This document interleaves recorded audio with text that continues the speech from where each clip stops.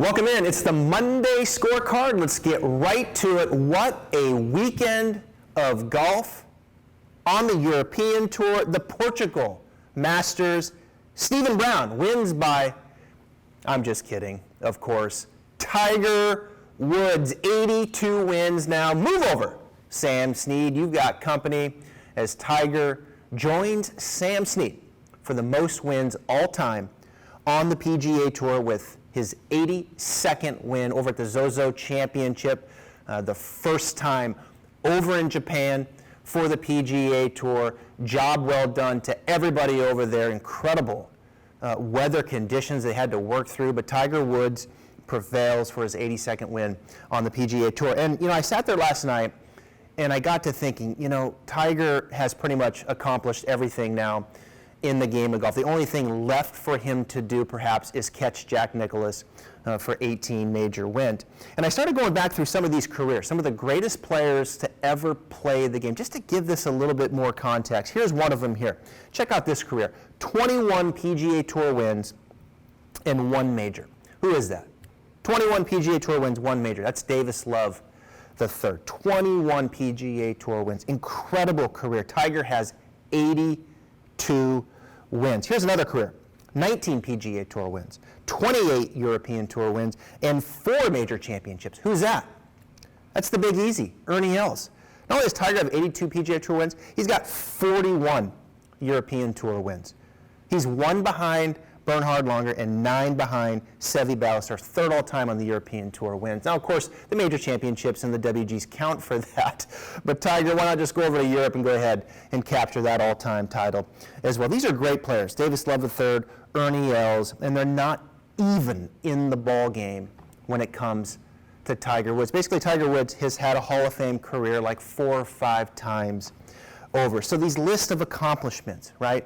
I'm reading through and I'm chuckling on all these things. 19 seasons with 1 win. It's the 8th time winning his first start out to begin the season. He's won in 7 different countries. The list just goes on and on and on. So what I've done is I've put in now a top 5, right? Monday scorecard by Travis Fulton, top 5 most impressive things to me. Here we go. Start the music. Number 5.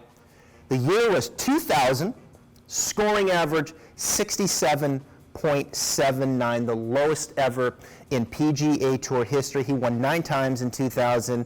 And check this out, 20 tournaments, he was in the top 10 17 times. That's just unbelievable. 17 out of 20 in the top 10. The year 2000, probably the best golf we have ever seen played in the professional ranks. Number 4, most consecutive cuts made. From 1998 to 2009, the most consecutive cuts, 142 Tiger made.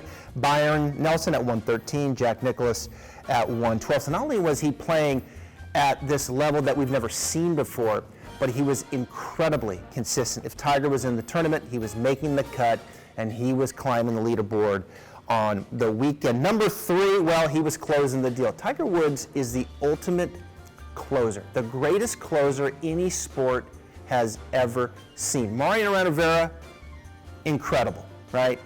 Can't hold a candle to Tiger Woods. Check this out. 25 for 25 when holding a 3-shot lead heading into the final round. A 3-shot lead or more, 25 out of 25. Never gave it up one time. When he's tied for the lead heading into the final round, 42 out of 46. Incredible. Major championships, when tied for the lead heading into the final round. He's 14-1. He's closed the deal 14 out of 15 times. We saw it time and time again. Kind of a slow start on Thursday, a little better on Friday, big moving day on Saturday, and then he would just inch up the leaderboard. And when he got the lead, he would close the deal. The greatest closer of all time, Tiger Woods. Number 2, the Tiger Slam. The year 2000 is when it started, and then of course he completed it in 2001. The only professional golfer to hold all 4 major championships at the same time. The greatest golf ever played from the year 2000 to 2001. And finally, my number 1 most impressive thing, and of course I'm going to come at it from this angle because I'm a coach. I'm an instructor, but Tiger did all of this. 23 years of professional golf, 82 wins, 15 major championships. He did all this with 4 different swings. Think about that. 4 different swings. He came in professionally in 1996 to 2004. He worked with Butch Harmon, right? He had that young, powerful swing. He just overpowered the golf course. He was long and he was accurate off the tee. Best iron game in golf, and of course, a terrific putter. They won 34 times, did Butch and Tiger. What could have been if that just stayed the same and nothing changed over 23 years? But he moved on. He went to Haney, and he kept the winning going. From 2004 to 2010, Hank made some changes, right? You saw a different grip, weaker in the lead hand. You saw a different shaft angle at the top, a different face angle at the top, different impact position as they started to work around kind of that tender left knee. And Tiger and Hank won 31 times. So 34 for Butch, 31 with Hank. He moved on, right? Went to Sean Foley. 2010 to 2014, of course, Tiger's body started to break down. Once again, grip change, now stronger, a more centered pivot. The draw went away. Everything was more of a fade. Tiger won 8 times with Sean Foley through that stretch. And then most recently, 2014 to 2019, of course, all kinds of golf being missed in this stretch for injuries. Got some consultation from Chris Como, and he's won 9 times now with this version of his swing, which is kind of a hybrid, really, of some of the things that he used to do. So Butch Harmon, Hank Haney, Sean Foley, little Chris Como consultation on your own, and he's done this 82 times now. He's held the trophy. It's just remarkable. Don't swing your swing, right? Tiger didn't swing his swing. He protected his DNA, but he kept working at it, right? He kind of kept tinkering, doing the right things, and with 4 different versions, he was able still to go out there and get the job done. It's just absolutely remarkable to me. So we're going to have some fun here on the Monday Scorecard. We're going to break down each one of these. I'm going to share some insight with you on how Tiger kind of made the components work with all 4 different swings. Let's get started with Butch Harmon. When I think of a young Tiger Woods under the tutelage of Butch Harmon, I just think of raw power and just winding up and going and getting it. Butch did a terrific job, I think, of kind of protecting Tiger's DNA of his swing and just letting him be instinctive and go and find it. The first thing that comes to my mind is the width. Right? Tiger, when he was young, his hands would go really out away from him. Width would be out here. He wouldn't take the hands and the club so much in here like this, but out away from the chest like we see with the Rory McIlroy. So great width here, and then a big turn with the upper body. Not a lot with the lower. Younger Tiger kept the lower body pretty quiet in the backswing. Wide, big turn, and you even see the head move a little bit to the right. A little bit of kind of a loading sensation, kind of a drift like we see with a lot of the long drive guys over to the right. I'm okay with that. And I think when you look at that, countered with this club face being maybe a little bit closed and maybe a little bit across the line, it gave Tiger time from here to kind of bring it back down and go get it and control the face and be instinctive. He just looked like he almost couldn't hit it hard enough when he was younger, and I think a lot of that stemmed from what he did in the backswing. Young Tiger would really pop up off that right foot, like a la Justin Thomas. He would really bring it up like this, but the club always seemed to kind of be in front of him. He was in control of it with his rotational speed. So it was a young Tiger, it was powerful, but it was accurate, and he won 34 times with Butch Harmon. 2004, Tiger went with Hank Haney, and some changes were made, partially to protect the lead knee through the impact position, and it started with the lead hand. The lead hand, the grip, went more towards the palm, just under that heel pad, and then the thumb much more on top. A weaker left hand, which really set the stage in the swing for more forearm rotation and more face rotation to the top of the swing. Now, younger Tiger with Butch, you saw the shaft more over here, and you saw the club face looking more up towards the sky like this.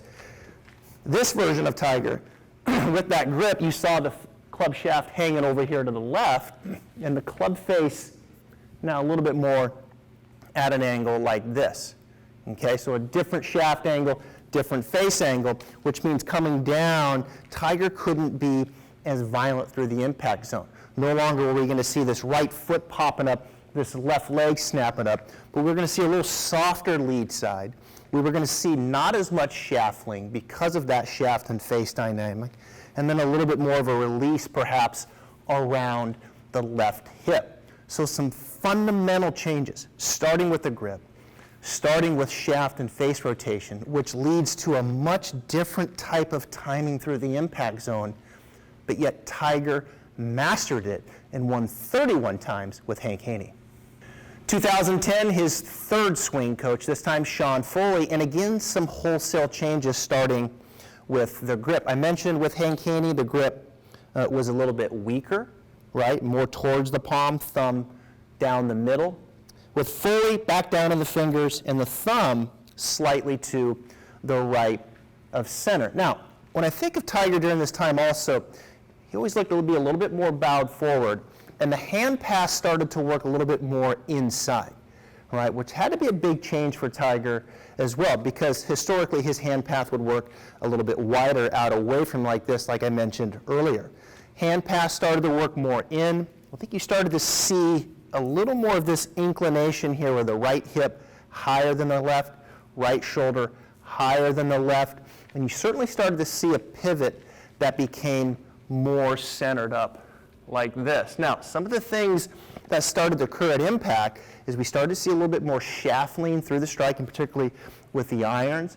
But Tiger really predominantly became a fader of the golf ball, which had to be a little bit different for him as well. So, some wholesale changes, starting with the grip, hand path, centered pivot, more shaft lean. Tiger had to kind of relearn it all again, but he won 8 times with Sean Foley during this stretch.